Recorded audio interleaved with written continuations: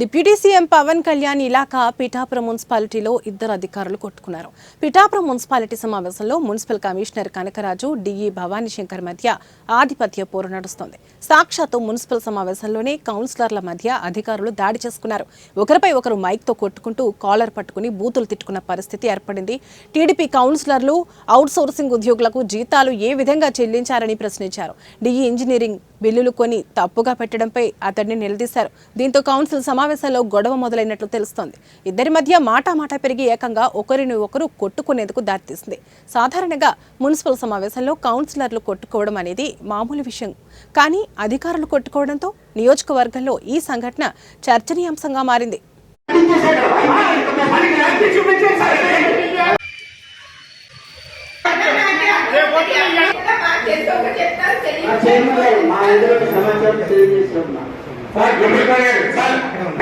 అది చెప్పి మీరు మామూలుగా మాట్లాడుకోవాలి, కానీ మా మున్సిపాలిటీ ఖర్చు పెట్టించండి. దయచేసి మీరు ఖర్చు పెట్టించలేదండి, ఖర్చు పెట్టించేసాడు. అది క్లారిటీ చూపించండి సార్, అది క్లారిటీ చూపించండి. ముందుకు వెళ్దామని తర్వాత దయచేసి మేము అది సాల్వ్ చేయడానికి